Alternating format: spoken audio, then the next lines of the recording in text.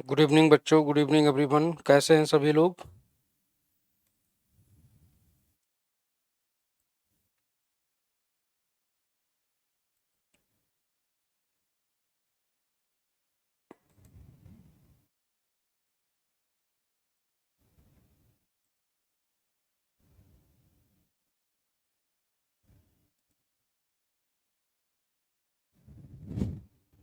हम्म।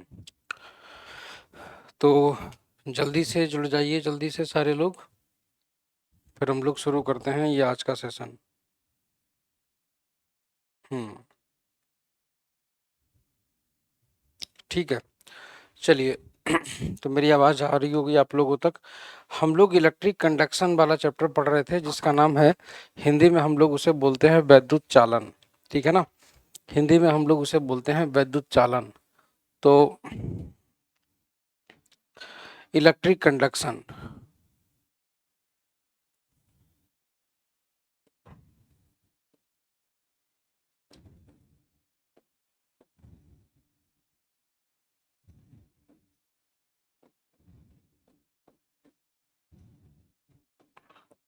वैद्युत चालन।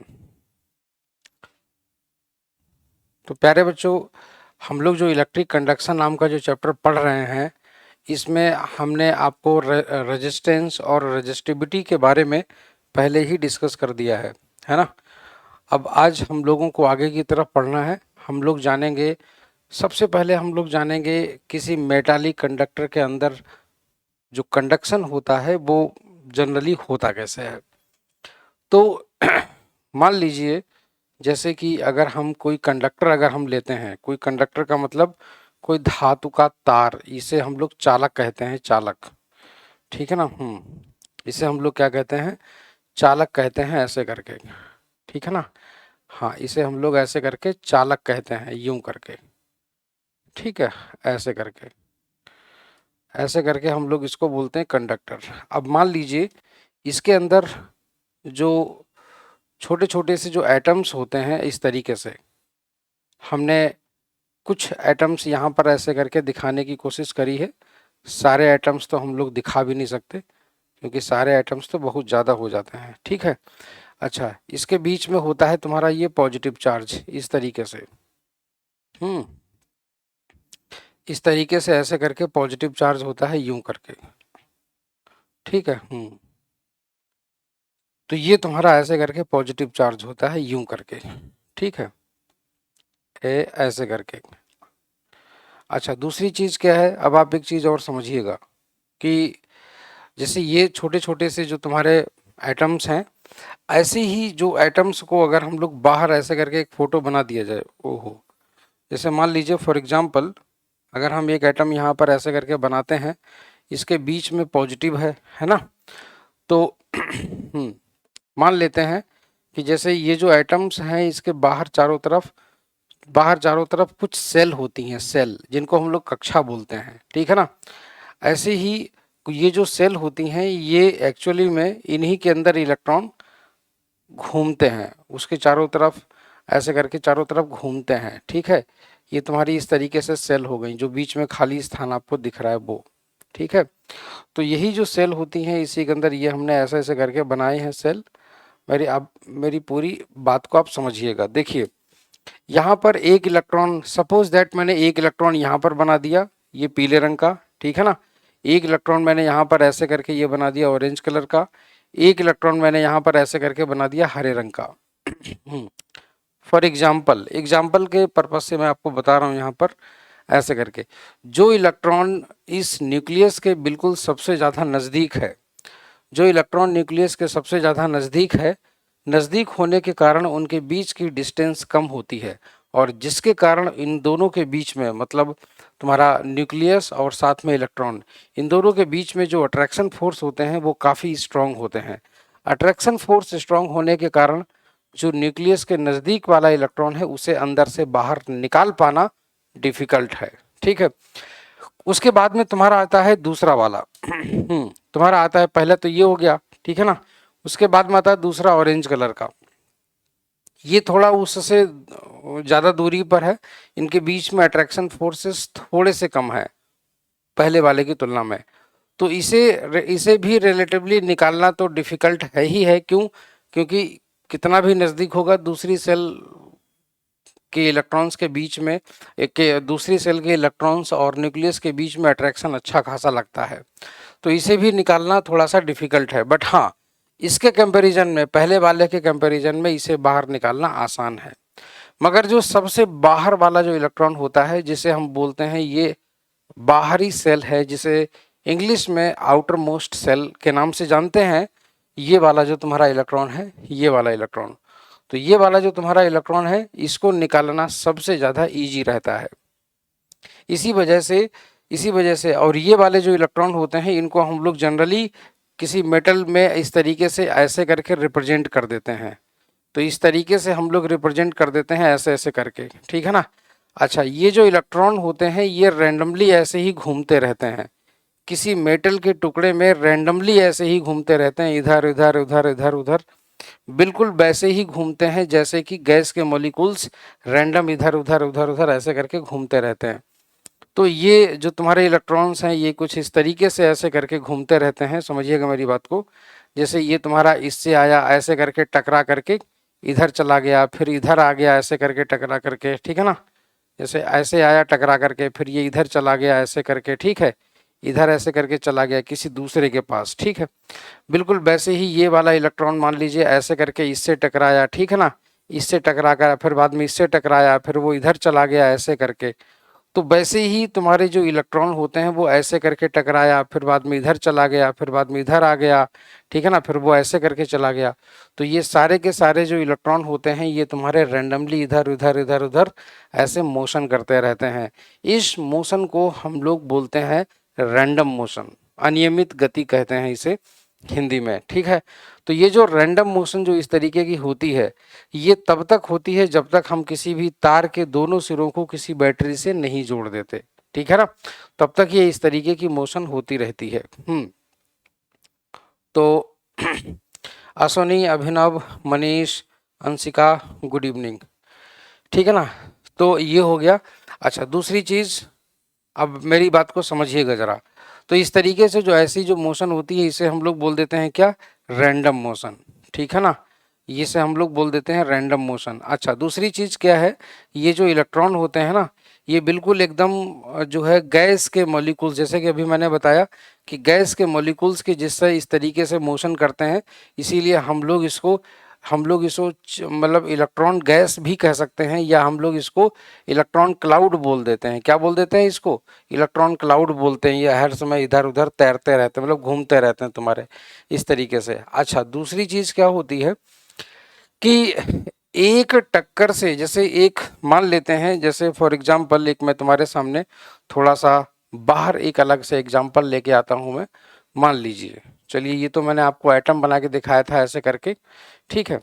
अब जैसे फॉर एग्जांपल मान लेते हैं कि ऐसे करके, हाँ, ऐसे करके तुम्हारा एक एटम यहाँ पर है, एक एटम तुम्हारा यहाँ पर है किसी मेटल में, एक एटम तुम्हारा यहाँ पर है, एक एटम तुम्हारा यहाँ पर है ऐसे करके, और मान लेते हैं ये एक एटम तुम्हारा यहाँ पर ऐसे करके यहाँ पर है, ठीक है। अच्छा, दूसरी चीज क्या है, मेरी बात को समझिएगा। ये वाला तुम्हारा इलेक्ट्रॉन है ऐसे करके, ठीक है, ये तुम्हारा इलेक्ट्रॉन है ऐसे करके। अब ये जो इलेक्ट्रॉन है ऐसे करके, तो ये इलेक्ट्रॉन ऐसे करके गया और जाकर के इससे टकराया, एक टक्कर, और इसके बाद में ये जो इधर टकराया, ठीक है ना, इधर टकराया, और इसके बाद में हम लोग बोलते हैं ना कि ये इस जाकर के मान लीजिए इधर टकराया। तो इस दौरान ये जो इलेक्ट्रॉन मूव कर रहा होता है, एक एक से टकराने के बाद जब दूसरे की ओर टकराने जा रहा होता है, एक से टकराने के बाद जब दूसरे की से टकराने जा रहा होता है, इस दौरान जो इसकी वेलोसिटी होती है, इसको बोलते हैं थर्मल वेलोसिटी, ठीक है ना, इसको बोलते हैं थर्मल वेलोसिटी। और ये थर्मल वेलोसिटी जो इसकी होती है, इसे ऊष्मीय वेग कहते हैं। और इस दौरान इसकी जो वेलोसिटी होती है वो लगभग होती है 10⁵ मीटर्स पर सेकेंड। इतनी स्पीड से, इतनी वेलोसिटी से ये एक दूसरे से, ये इन एटम्स से जाकर के टकराने जाता है, ठीक है ना, ये इन एटम्स से टकराने जाता है। तो हम लोग इसको बोल देते हैं, हाँ, इसको हम लोग बोल देते हैं थर्मल वेलोसिटी, ठीक है ना, थर्मल वेलोसिटी। थर्मल वेलोसिटी उसको इसलिए बोलते हैं थर्मल वेलोसिटी, इसलिए इसको बोलते हैं क्योंकि ये जो तुम्हारे बाहरी कक्षा में जो इलेक्ट्रॉन होते हैं, बाहरी बाहरी आउटर मोस्ट सेल में जो इलेक्ट्रॉन होते हैं, इनको बड़ी आसानी से हम लोग निकाल सकते हैं। थोड़ी सी अगर हम लोग हीट दे दें तो ये ऐसे ही तुम्हारे बाहर निकल जाते हैं, ठीक है। तो ये जब ये बाहर निकल जाते हैं तो ये रैंडम मोशन करने लगते हैं। हालांकि जब इस तरीके के सारे एटम्स एक दूसरे से जुड़े होते हैं तो इनके एटम्स एक दूसरे के बीच में यूं ही मोशन करते रहते हैं, ठीक है। थर्मल वेलोसिटी, और इसकी जो वैल्यू है वो तुम्हारी दी हुई है अप्रोक्सीमेटली 10⁵ मीटर्स पर सेकेंड। तो अंदाजा लगा लो कि एटम्स के बीच में जो केर्नेल्स होते हैं, इनको हम लोग केर्नेल भी कहते हैं, जैसे हमने कल आपको बताया था केर्नेल, ठीक है ना, इनको हम लोग केर्नेल्स भी कहते हैं।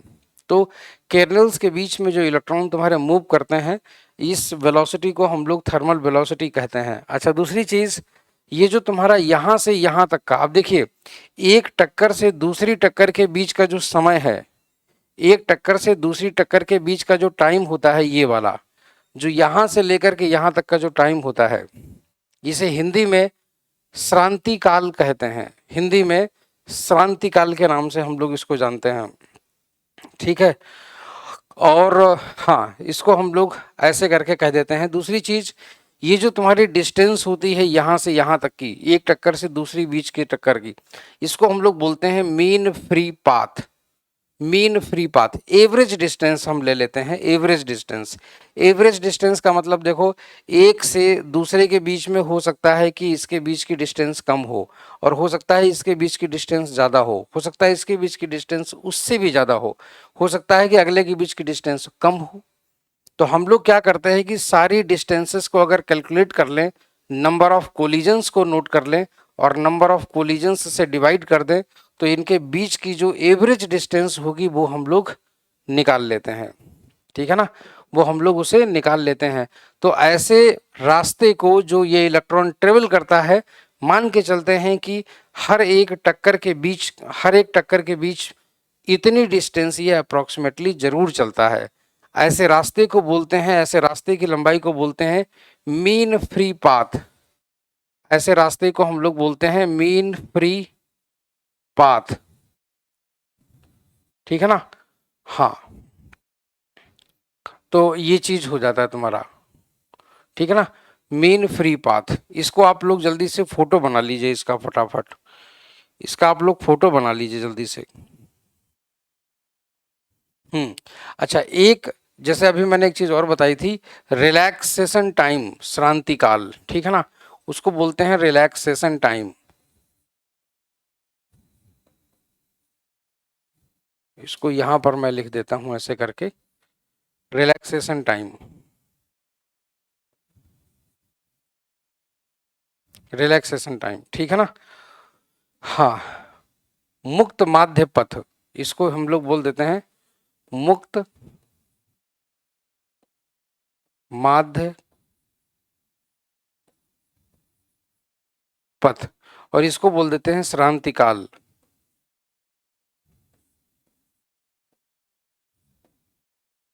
ठीक। ओहो, श्रांति काल, ठीक। हाँ, इसको हम लोग बोल देते हैं श्रांति काल।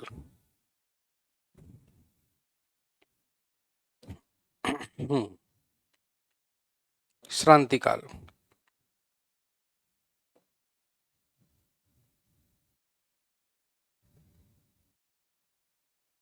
चलिए नोट कर लीजिए इसको। इसको बोल देते हैं ऊष्मीय वेग। खाली फोटो आप बना लीजिए, बाकी की चीजें जो है ना वो आपको मैं लिख करके अपने आप दे दूंगा, क्योंकि सारी चीजें लिखवाना थोड़ा सा लंबा टास्क हो जाएगा वो चीज, ठीक है ना। तो ऊष्मीय वेग,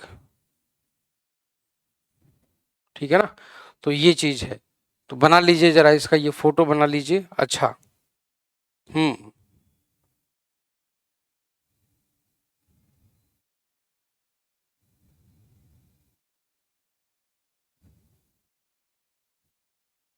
माध्य मुक्त पथ कहते हैं इसे, माध्य मुक्त पथ। अच्छा, एक चीज और मैं आपको बता दूं कि ये तो चलो ये हो गया, और एक चीज और मुझे बतानी है आपको, पहले आप इतनी चीज नोट कर लीजिए। फिर मैं आपको बताता हूँ बाकी की चीजें।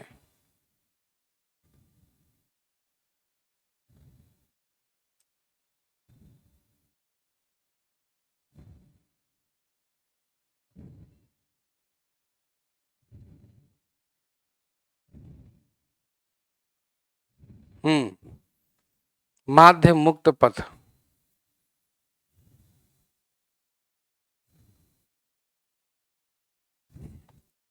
ठीक है। अच्छा, दूसरी बात मैं आप लोगों को बताना चाह रहा था एक चीज ये, कि जैसे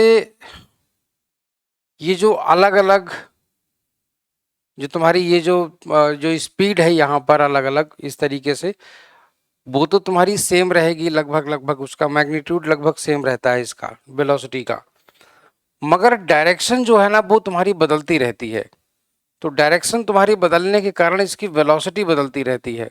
ठीक है ना। ऐसे आ रहा है कोई इलेक्ट्रॉन, अगर ऐसे करके मान लेते हैं, जैसे सपोज दैट ऐसे आ रहा है तो v1 वेलोसिटी से आ रहा है, ठीक है ना, v1।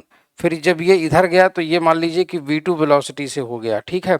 जब ये इधर गया टक्कर खा करके तो ये मान लीजिए v3 से हो गया, ठीक है ना। फिर ये इधर गया तो ये मान लीजिए v4 से हो गया, ठीक है ना। फिर ये ऐसे करके इधर चला गया तो ये तुम्हारा v5 से हो गया, ठीक है। इस तरीके से ऐसे करके ये तुम्हारे अलग अलग वेलोसिटी से, अलग अलग वेलोसिटी से ये इस तरीके से ऐसे करके चलता रहता है। तो यहाँ पर हम लोग ऐसे करके लिखते हैं कि v1 प्लस का v2 प्लस का v3 प्लस का v4 प्लस का v4 प्लस का v5 एक सेकेंड, प्लस का v5 अपॉन n, कितने टक्करें हुई हैं, ठीक है ना। और this will be equal to zero, this will be equal to zero.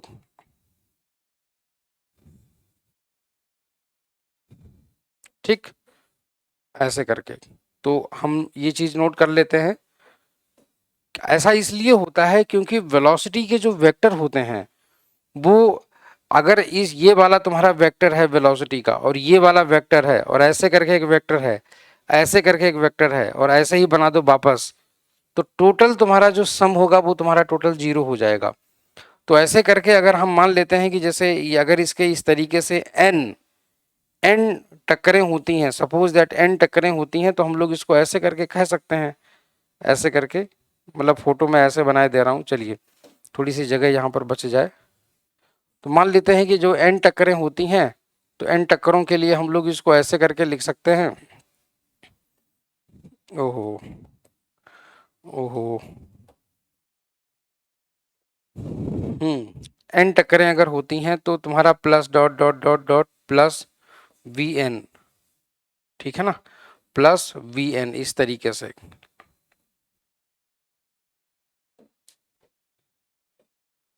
ऐसे करके, ठीक है ना। तो ये चीज है। तो इसका ये मतलब हो गया तुम्हारे कि सारी वेलोसिटीज का जो सम आएगा वो तुम्हारा उसका एवरेज जीरो आ जाएगा। क्यों? जहां से इलेक्ट्रॉन चलता है वहां पर रहता है। इसका ये मतलब हो जाता है कि कोई भी इलेक्ट्रॉन कभी भी किसी भी मेटल के तार को छोड़कर एक दिशा में नहीं जा सकता। एक ही दिशा में तभी तब तुम्हारा जाएगा जब उस पर एक्सटर्नली कोई बैटरी जोड़ी गई होगी। नहीं तो इलेक्ट्रॉन ऐसे जाएगा, ऐसे अपने मर्जी से घूमेगा, इधर चला आएगा और ऐसे चला आएगा। ऐसे केस में v1 plus v2 plus v3 plus v4 zero, क्योंकि सारे वेक्टर्स का समेशन तब जीरो हो जाता है जब जहां से चले और वहीं पर आ जाए।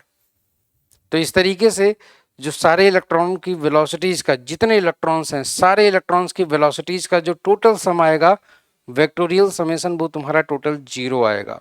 ठीक है ना। तो ये चीज है, ये इसीलिए है ताकि, क्योंकि इलेक्ट्रॉन जहां होता है वो रहता उसी के अंदर ही है, वहीं रह जाता है मेटल के अंदर ही, वो मेटल से बाहर नहीं जा पाता, वो मेटल से बाहर नहीं जा पाता। ठीक है ना। हम्म। तो ये चीज है, बना लीजिए इसको फटाक से। मेरी आवाज आ रही है आप लोगों तक? अश्वनी, अंशिका, हाँ, मेरी आवाज आ रही है आप लोगों तक? नोट कर लीजिए इसको, फोटो आप बना लीजिए। इसमें थोड़ी सी लैंग्वेज है वो मैं आप लोगों को लिख करके प्रोवाइड कर दूंगा। हम्म। तो ये चीज हो गई। अच्छा, दूसरी चीज, जैसे कि मैंने आपको बताया कि जब इस कंडक्टर में इधर से जब बैटरी जोड़ दी जाएगी, जब बैटरी जोड़ दी जाती है दो सिरों के बीच में, तार के किसी भी दो सिरों के बीच में, तो इसके अंदर एक इलेक्ट्रिक फील्ड जो सेट हो जाती है, उसी इलेक्ट्रिक फील्ड के कारण ये इलेक्ट्रॉन्स जो होते हैं इस मेटालिक वायर के अंदर किसी भी पॉइंट पर देखोगे तो एक इलेक्ट्रिक फील्ड सेटअप हो जाएगी। उसी वजह से, इलेक्ट्रिक फील्ड की वजह से इलेक्ट्रॉन पर एक फोर्स लगेगा और वो फोर्स इलेक्ट्रॉनों को मूव करने के लिए मजबूर कर देगा। तो तब तुम्हारे इलेक्ट्रॉन जो होते हैं ना, तब वो एक ही डायरेक्शन में मूव करने लगते हैं और इस तरीके से तुम्हारी इलेक्ट्रिक करंट फ्लो करने लगती है। ठीक है ना? तो ये चीज होती है। तो नोट कर लीजिए इतना फटाक से, फिर हम लोग आगे, जब नोट कर लीजिए तो हमें बता दीजिए इसका। अब इसके बाद में तुम्हारा आ जाता है ड्रिफ्ट वेलोसिटी।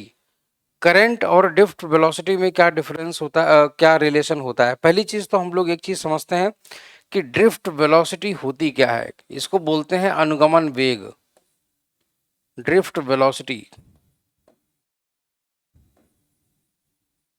देखिए प्यारे बच्चों, क्या होता है कि जब कभी भी हम लोग किसी भी कंडक्टर को, जब हम लोग कभी भी किसी कंडक्टर के दोनों सिरों को बैटरी से जोड़ते हैं, जब हम लोग किसी भी कंडक्टर के दो सिरों को, जैसे ये मान लीजिए कि तुम्हारा वायर है, ये वायर है, इसके दोनों सिरों को, एक ये वाला और एक ये वाला, इन दोनों सिरों को जब हम लोग किसी बैटरी से जोड़ देते हैं तो इसके अंदर इलेक्ट्रॉन्स मूव करने लगते हैं, वो भी सेम डायरेक्शन में।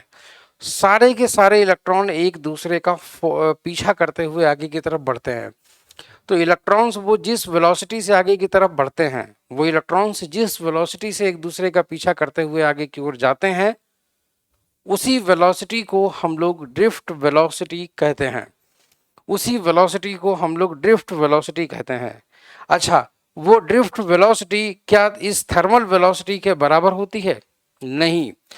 ड्रिफ्ट वेलोसिटी जो होती है वो तुम्हारी क्या होती है कि जितने भी रास्ते में तुम्हारे जो एटम्स होते हैं, ये जो एटम्स हैं इस तरीके से, मान लीजिए फॉर एग्जांपल, ये जो तुम्हारे एटम्स हैं इस तरीके से ऐसे करके, ये एटम्स मान लीजिए यहाँ पर ऐसे करके रखे हुए हैं, सपोज दैट, ठीक है। और मान लीजिए कि अगर मैं तुमसे ऐसे करके ये कह दूं कि ये वाला तुम्हारा इलेक्ट्रॉन है, ऐसे ऐसे करके, ये तुम्हारा इलेक्ट्रॉन जो है ना वो ऐसे करके जा रहा आगे की ओर, ठीक है, वो तुम्हारा ऐसे करके आगे की ओर जा रहा, तो वो इलेक्ट्रॉन तुम्हारा आगे की ओर जाएगा, टकरा करके इससे, ऐसे करके टकराएगा, इससे टकराएगा, फिर यहाँ आएगा, फिर यहाँ से टकराने के बाद फिर वो यहाँ जाएगा, फिर वो टकरा करके ऐसे करके जाएगा, ठीक है ना। तो वो जब इस तरीके से इलेक्ट्रॉन जब आगे की डायरेक्शन में जाता है इन एटम्स से टकराते हुए, इन एटम्स से टकराते हुए जब वो आगे की ओर बढ़ता है, ठीक है ना, तो उसकी वेलोसिटी जो होती है वो काफी कुछ घट जाती है, ठीक है। क्योंकि यहाँ पर गया तो यहाँ पर जाने के बाद में क्या हुआ, यहाँ पर जाने के बाद में हीट पैदा हो गई, हीट पैदा हो गई, ठीक है ना। तो हीट पैदा हो गई तो तुम्हारा ये इलेक्ट्रॉन फिर उसके बाद में उछल के या चाहे जैसे भी हो बच के फिर ये आगे की तरफ गया।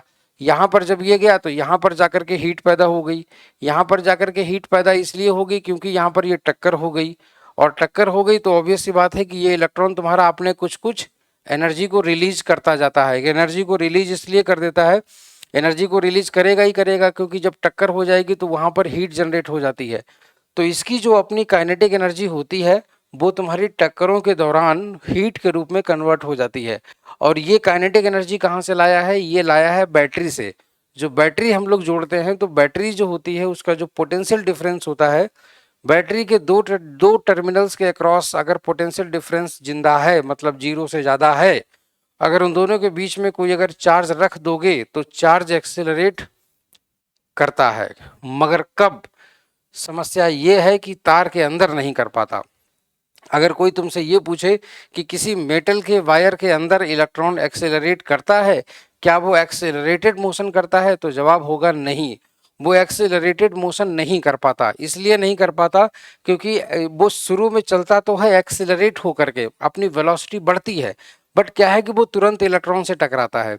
इलेक्ट्रॉन से टकराने के कारण उसकी वेलोसिटी धीमे हो जाती है और ऐसे करके फिर वो दूसरे से टकराता है, तो इस तरीके से उसकी वेलोसिटी जो होती है वो लगातार घटती चली जाती है। तो लगातार का मतलब बहुत ज़्यादा समय तक नहीं, बट हाँ इनिशियली जो शुरुआती बिल्कुल जो टर्म होता है वहाँ से कुछ समय के बाद में इसकी एक वेलोसिटी अप्रॉक्सीमेट जो एवरेज वेलोसिटी होती है, एवरेज वेलोसिटी अगर हम यहाँ से यहाँ के बीच में अगर हम एक एवरेज वेलोसिटी ले लेते हैं, वो एवरेज वेलोसिटी जो तुम्हारी निकल के आती है उसको हम लोग बोलते हैं ड्रिफ्ट वेलोसिटी। तो जो एवरेज वेलोसिटी जो तुम्हारी आई है निकल करके, ड्रिफ्ट वेलोसिटी जिसे हम नाम दे रहे हैं, इसकी वैल्यू जो होती है वो तुम्हारी थर्मल वेलोसिटी से बहुत कम होती है, थर्मल वेलोसिटी से बहुत कम होती है, ठीक है ना।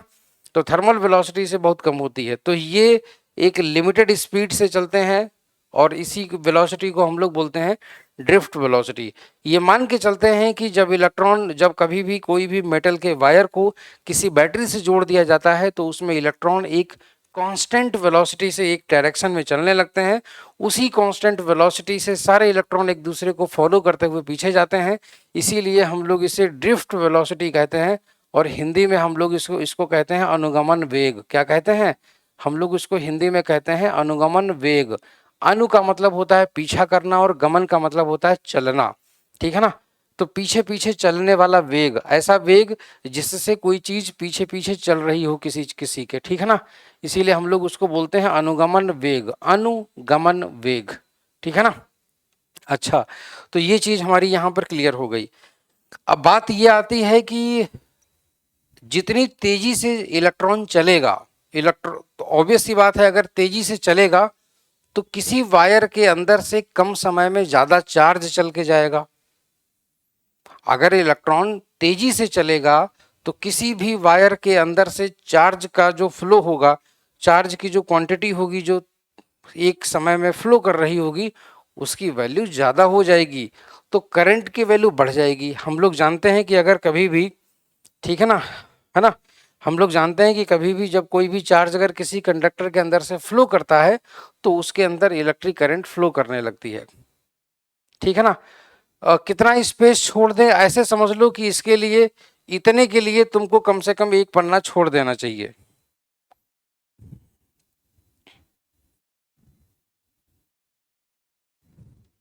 ठीक है ना। तो ये चीज क्लियर हो गई। अच्छा, दूसरी चीज क्या है, हाँ अब हमारे पास में ये आता है कि ड्रिफ्ट वेलोसिटी का और इलेक्ट्रिक करंट का रिलेशन क्या है। तो देखते हैं जरा, relation between drift velocity and, हाँ,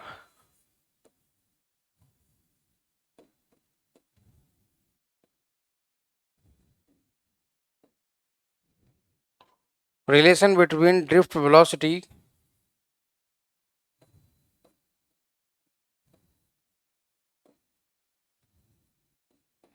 drift velocity and electric current,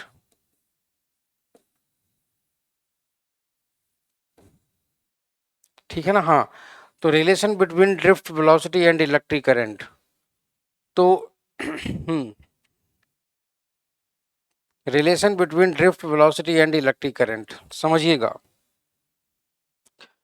हाँ, ये हो गया तुम्हारा ऐसे ऐसे करके, ठीक है ना। हाँ,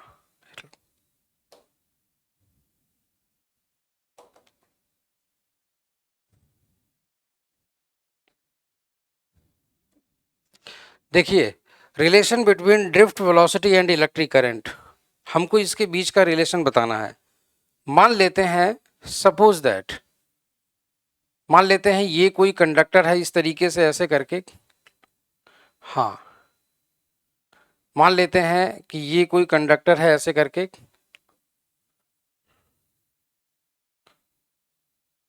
ऐसे करके, तो तुम्हारा एक, दो, तीन, एक, दो, अरे ये क्या हो गया, हाँ, तीन मान लेते हैं, सपोज दैट, चलिए मान लेते हैं यहां पर ये तुम्हारे ऐसे ऐसे करके, ये हो गए तुम्हारे ऐसे ऐसे करके ये, ठीक है ये, हाँ, तो ये तुम्हारे सपोज दैट कि कुछ एटम्स हैं ऐसे ऐसे करके, हाँ, ये तुम्हारे एटम्स हैं ऐसे करके, ऐसे, ऐसे, और ये ऐसे करके, ठीक है। ठीक। अच्छा, तो मान लेते हैं कि ये जो तुम्हारे जो एटम्स हैं, इनके अंदर जो कुछ फ्री इलेक्ट्रॉन्स हैं, इनके अंदर जो कुछ फ्री इलेक्ट्रॉन्स हैं वो तुम्हारे कुछ इस तरीके से हैं, ऐसे ऐसे करके। और मान लेते हैं कि number of free electrons per unit volume is an. ठीक है ना। इसका अगर एक यूनिट अगर हम वॉल्यूम का ले लें, वॉल्यूम इसका अगर 1 यूनिट अगर हम लोग ले लें, 1 यूनिट का मतलब मान लीजिए कि इतना, मान लीजिए इतना तुम्हारा 1 यूनिट है, इतना तुम्हारा 1 यूनिट वॉल्यूम है। ठीक है। 1 मीटर, इस 1 मीटर क्यूब वॉल्यूम कह सकते हैं, 1 सेंटीमीटर क्यूब कह सकते हैं, कुछ भी कह सकते हैं। तो 1 यूनिट तुम्हारा जो 1 यूनिट है वॉल्यूम, वो तुम्हारा इतना है, सपोज दैट। ठीक है ना। तो हम यहाँ से ये लिख लेते हैं इसमें number of electrons per unit volume.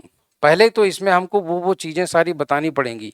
Number of electrons, number of free electrons per unit volume,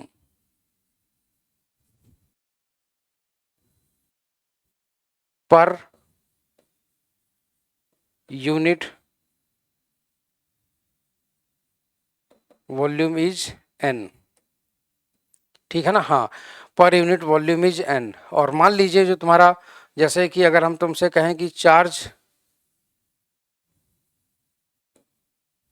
on electron, charge on electron is E. ठीक है। इलेक्ट्रॉन पर चार्ज मान लीजिए ई है। ठीक है। इसका जो क्रॉस सेक्शनल एरिया है, क्रॉस सेक्शनल एरिया वो मान लेते हैं ए है।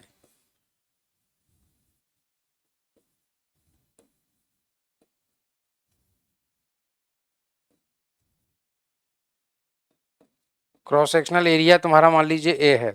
ठीक है ना। और मान लीजिए कि इसमें जो इलेक्ट्रॉन की ड्रिफ्ट वेलोसिटी है वो तुम्हारी ड्रिफ्ट वेलोसिटी, वो तुम्हारी मान लीजिए वी डी है, वी डी है। ठीक है ना। अच्छा, ड्रिफ्ट वेलोसिटी वी डी है, इसका मतलब है कि 1 सेकेंड में कितनी डिस्टेंस कवर करेगा। अगर हम तुमसे ये कहें कि कोई इलेक्ट्रॉन अगर इस सिरे से चलना शुरू करता है तो 1 सेकेंड में कितनी डिस्टेंस, कितना डिस्प्लेसमेंट कवर करेगा, इतना कवर करेगा। अगर ये 1 सेकेंड में इतना कवर करेगा तो इतनी जो डिस्टेंस होगी वो तुम्हारी कितनी होगी, वो होगी वी डी। वेलोसिटी क्या होती है, 1 सेकेंड में कितना डिस्प्लेसमेंट हुआ है। तो मान लेते हैं कि 1 सेकेंड में इतना डिस्प्लेसमेंट हुआ है, और हम कहते हैं कि अगर 1 सेकेंड में इतना डिस्प्लेसमेंट हुआ है तो जरा सोचो कि अगर इसके पूरे वॉल्यूम में सारे जो इलेक्ट्रॉन्स थे वो 1 सेकेंड में कितना ट्रेवल किए होंगे। वो तुम्हारे यहाँ से लेकर के इस पूरे क्रॉस सेक्शन में जो तुम्हारे इलेक्ट्रॉन रहे होंगे वो यहाँ से लेकर के यहाँ तक पूरा ट्रेवल किया होगा, और रास्ते में इतने पूरे के पूरे इलेक्ट्रॉन तुम्हारे इतने में समा गए होंगे, क्योंकि वो पीछे साइड से कहीं आए होंगे। तो कुल मिलाकर के इस पूरे कंडक्टर के अंदर जो चार्ज की तुम्हारी एंट्री हुई है वो तुम्हारी कितनी हो जाएगी, वो तुम्हारी हो जाएगी, वो तुम्हारी हो जाएगी number of electrons per unit volume. ठीक है ना। पर यूनिट वॉल्यूम वो तुम्हारी है एन। ठीक है ना। Number of electrons per unit volume. और मान लीजिए जो तुम्हारा यहाँ से लेकर के यहाँ तक का जो टोटल वॉल्यूम जो तुम्हारा कवर हुआ है इलेक्ट्रॉनों के द्वारा, इतना पूरे में इलेक्ट्रॉन तुम्हारे एंट्री कर गए हैं ऐसे करके, तो इस पूरे के वॉल्यूम तुम्हारा कितना हो जाएगा, क्रॉस सेक्शन एरिया तुम्हारा ए है, और ये वाली जो लंबाई है वो तुम्हारी ये हो जाएगी वी डी। तो ये तुम्हारा हो जाएगा वी इंटू डी। ठीक है। इतने इलेक्ट्रॉन्स इस वाले कंडक्टर के अंदर 1 सेकेंड में एंट्री करते हैं। तो जरा मुझे बताइए कि अगर इतने इलेक्ट्रॉन्स अगर एंट्री करते हैं तो जरा बताइए 1 सेकेंड में चार्ज कितना एंट्री करता है। तो चार्ज एंट्री कितना करता है, इलेक्ट्रॉन के चार्ज से मल्टीप्लाई करा दीजिए। ठीक है ना। तो 1 सेकेंड में इतना टोटल चार्ज अंदर एंट्री कर रहा है, और 1 सेकेंड में अगर चार्ज जितना एंट्री करता है उसी चीज को हम लोग बोलते हैं क्या, करंट। उसी चीज को हम लोग बोल देते हैं करंट। तो तुम्हारा यहां से ये एक रिलेशन आ जाता है, I is equal to N A V D into E. और ये तुम्हारा जो रिलेशन बनता है यही है तुम्हारा करंट और ड्रिफ्ट वेलोसिटी का रिलेशन। ठीक है। एक बार इसको फिर से समझ लीजिएगा। मान लीजिए जैसे इस फोन को ऐसे करके थोड़ा सा भूल जाइए, थोड़ी देर के लिए ऐसे करके समझिएगा, ऐसे करके समझिए जैसे यहाँ पर अभी कुछ नहीं है। ठीक है। ऐसे करके, हाँ ऐसे करके ये कुछ नहीं है। अगर हम तुमसे ये कहें ये यहाँ से ऐसे करके ये एंट्री करता है ऐसे करके, और ये पूरा, जैसे ये तो हर रिमोट है तुम्हारा, मैं एक किताब ले लेता हूँ या एक पन्ना ले लेता हूँ, तो आप समझिएगा जरा, ठीक है। जैसे मान लीजिए फॉर एग्जाम्पल, अगर हम तुमसे ऐसे करके कहें कि ये पूरा सिर्फ वायर है, मगर ये जो है ना, ये सफेद पन्ना, ये तुम्हारे इलेक्ट्रॉन्स आ रहे हैं इधर इधर से एक साथ, तो अगर हमारे ऐसे करके इलेक्ट्रॉन्स अगर ऐसे करके एंट्री करेंगे और ये सारे इलेक्ट्रॉन वीडी से जा रहे हैं, तो एक सेकंड में कितनी डिस्टेंस कवर करेंगे? वीडी के बराबर डिस्टेंस कवर करेंगे। तो एक सेकंड में वीडी के बराबर डिस्टेंस कवर करेंगे। इस पूरे कंडक्टर में कितने इलेक्ट्रॉन एक सेकंड में अंदर एंट्री कर जाएंगे? हम कैसे निकालेंगे? हम ऐसे निकालेंगे कि इसका पूरा का पूरा वॉल्यूम कितना है। इस पूरा का पूरा वॉल्यूम होगा तुम्हारा length into cross section area, V D into A, V D into A, ये वॉल्यूम हो गया। और अच्छा, एक यूनिट वॉल्यूम में कितने इलेक्ट्रॉन है? एन। तो टोटल इतने वॉल्यूम में कितने इलेक्ट्रॉन आएंगे? इतने इलेक्ट्रॉन आएंगे, इतने इलेक्ट्रॉन। ठीक है, तो जरा सोचो कि एक सेकंड में अंदर इतने इलेक्ट्रॉन यहां तक एंट्री कर गए। कितने इलेक्ट्रॉन? इतने इलेक्ट्रॉन। तो एक सेकंड में अंदर चार्ज कितना एंट्री कर गया? Into multiplied by charge of one electron. तो तुम्हारा एक सेकंड में इतना चार्ज टोटल एंट्री करेगा यहां से लेकर के यहां तक। किसी भी कंडक्टर के अंदर एक सेकंड में जो चार्ज एंटर करता है उसी को कहते हैं इलेक्ट्रिक करंट। यही से हम लोग निकाल देते हैं इलेक्ट्रिक करंट। तो ये तुम्हारा रिलेशन आ जाता है, this is the relation between drift velocity and electric current. Please note down. अब मुझे बता दो दोबारा से, अगर किसी को कोई भी डाउट रह रहा हो तो फिर मैं उसको दोबारा एक्सप्लेन कर दूंगा, ठीक है ना? कोई दिक्कत वाली बात नहीं है, नोट कर लीजिए इसको। हम्म।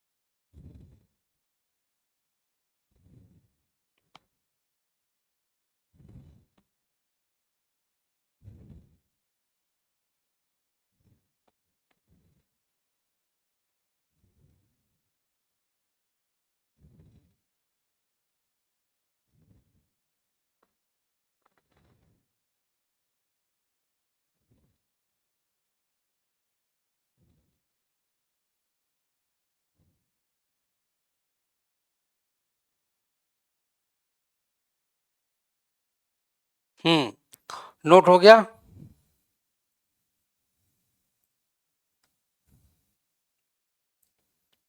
ठीक है, ठीक है ना?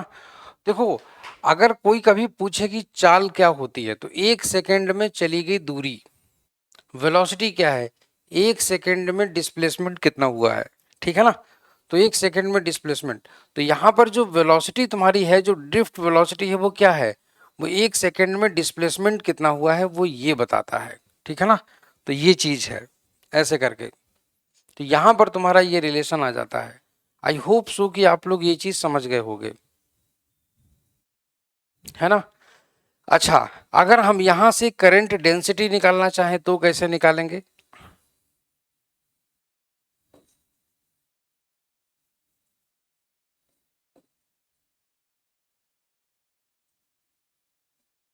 करंट डेंसिटी, इसे हम लोग हिंदी में धारा घनत्व कहते हैं।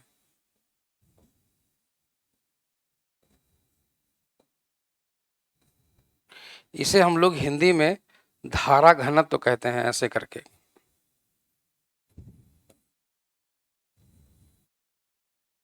हम्म। इसे हम लोग हिंदी में धारा घनत्व कहते हैं, देखिएगा। तो इसे बोलते हैं जे, ठीक है। तो धारा घनत्व का मतलब होता है करंट डेंसिटी का, कि किसी क्रॉस सेक्शन में से गुजरने वाली करंट की वैल्यू पर यूनिट एरिया में से गुजरने वाली करंट की वैल्यू। तो यहां पर हम लोग लिखते हैं J is equal to electric current upon cross sectional area.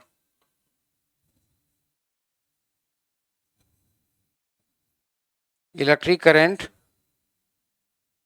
Upon cross sectional area.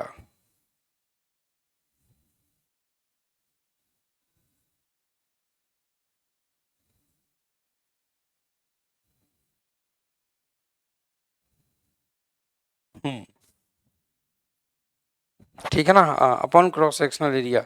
So this will be equal to N A V D into E upon ए।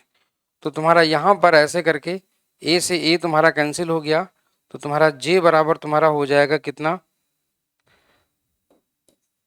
जे बराबर तुम्हारा हो जाएगा N into V D into E. तो ये तुम्हारा हो जाएगा ऐसे करके।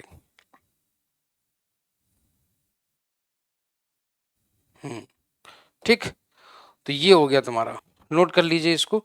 So this is current density. Current density जो होती है वो एक वेक्टर क्वांटिटी होती है, और जिसकी डायरेक्शन होती है, direction of electric current.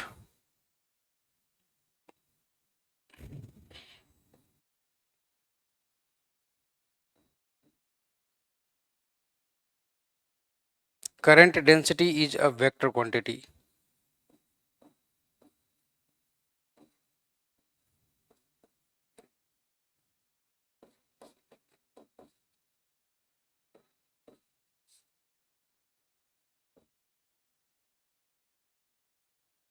Direction of current density is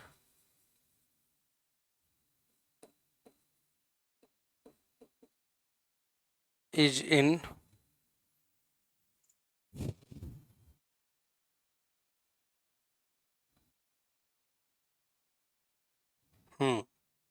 is in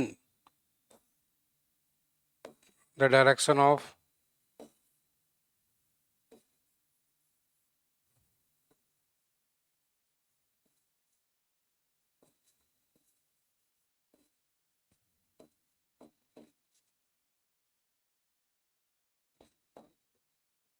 the direction of electric current.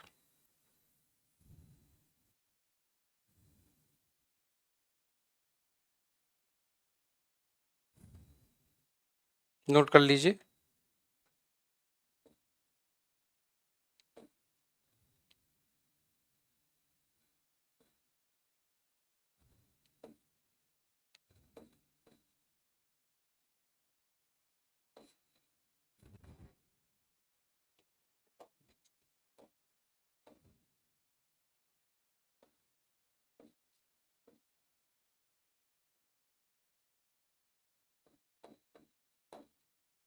ठीक है, चलिए तो इसको नोट कर लीजिए आप लोग। और इसके आगे का जो पोर्शन है वो है मोबिलिटी,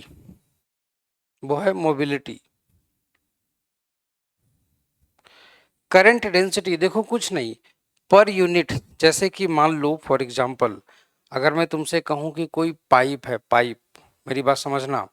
जैसे मान लो कि कोई पाइप है और उस पाइप में से पानी गुजर रहा है, ठीक है ना, पानी गुजर रहा है।